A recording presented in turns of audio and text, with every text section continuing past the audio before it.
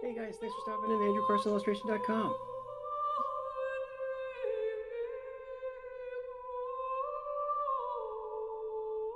All right, welcome to sketch tutorial number 4. This is set up for my $5 and up Patreon members. Thanks you for being a member, and thanks for checking this out. This is a charcoal rendering. This is a timed session. It's an hour and a half. And I basically just went as far as I could go within an hour and a half to render this picture of this nice lady here with her flowers. First thing I did was I made it black and white so that I could clearly see the values that were involved, and this got to work. Went about this the same way that I've gone through the other 3 tutorials so far. I've started out with lines just to set up basic proportions of things, placements of objects, just to get it started. And I'll spend most of the session that I'm doing it just getting rid of those lines and just replacing that with 2 contrasting kinds of values pushing up together to where those lines are, to show the different values, the dark of her sweater, the lighter quality of the background behind her, the different quality of values in the flowers, and in the various areas of her face too. I'll just be setting up with lines and then taking away so that those lines represent different sorts of values, lights and darks, trying to get those basic proportions in, and then constantly assessing and reassessing as I go. And to recap from my earlier sessions here, I'm using vine charcoal for most of this. This is a medium charcoal. It's very easy to work with. You can put it on, take it off really fast, and you can reassess very, very easily and change borders and proportions and things like that.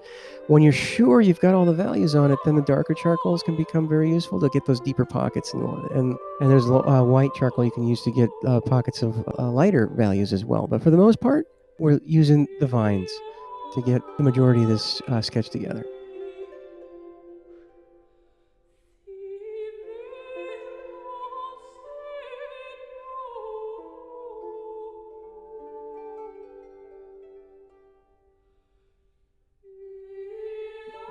You can soften all the lines that you put out just by smudging them, so there's still sort of an impression of a line, but it's not as hard, as harsh as an initial line that you might draw with the actual charcoal. You can kind of smudge it away just to loosen it up.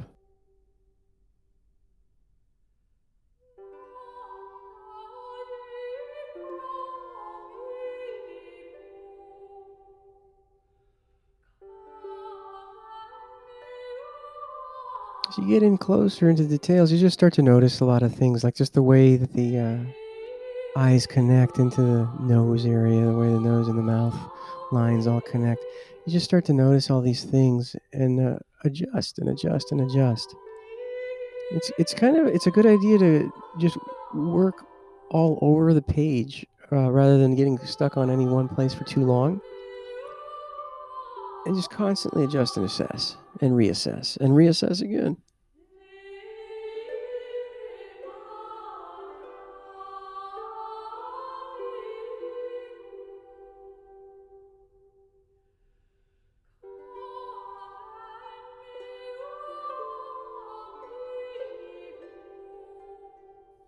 And it really just becomes like a constant judgment call of the areas that need to be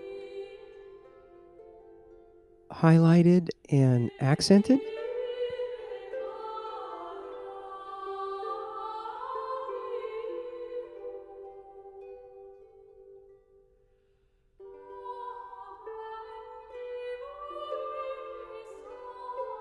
And those areas that need to actually remain vague, so that the focus of the sketch becomes more clear.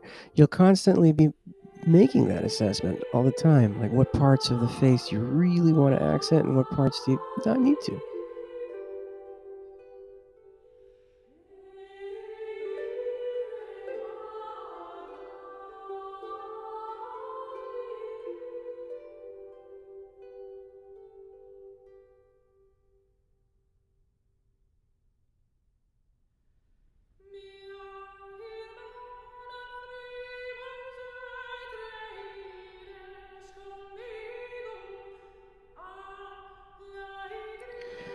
One of the really cool things about sketching and painting and just art in general is the more you look, the more you'll see. You might think you've taken it all in on a glance, that you have the whole thing sized up and you know where everything is, but actually, you really won't. You really won't know it all. You'll be constantly looking at it and then finding things in it that you just didn't notice before. Um, and you'll expand on that. Now, at this point here, some areas I'm comfortable enough with where it is to start applying that darker, denser charcoal. That's what that pencil looking guy is there. That's a denser, darker charcoal. It's not as forgiving, so you really want to be certain that you've got those edges right when you're applying that, because you can blend it into the vines, but it just doesn't come off as easily. So you really need to know what you're about when you're using that at that time. Best for deepest pockets.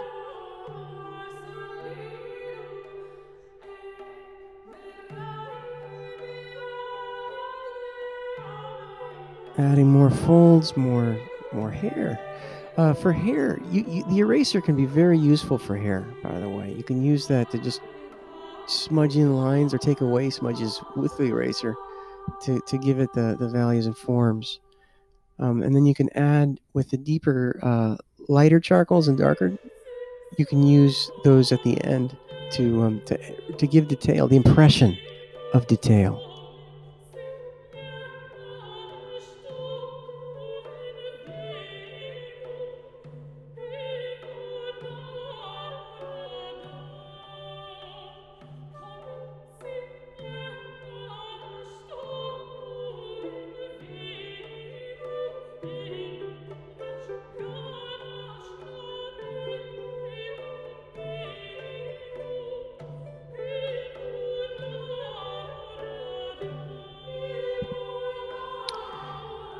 Now I'm starting to use the darker charcoal and the white charcoal too, a little bit more at this point. These little teeny pockets, a little bit of dark charcoal can go a very long way. It can help you to really pop out uh, those values. So just a little bit of that stuff really works quite a long way.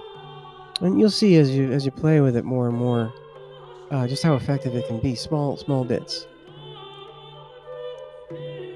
Likewise with the white charcoal too.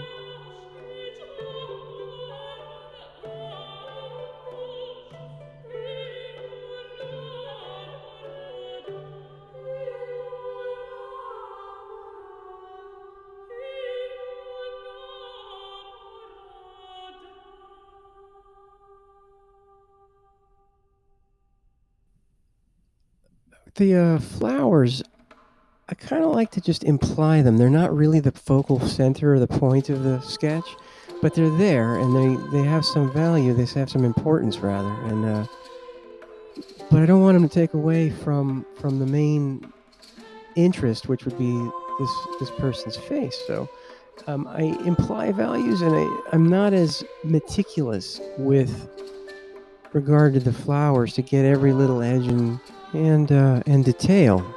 I want to imply things there, but I don't want to go too far into the flowers.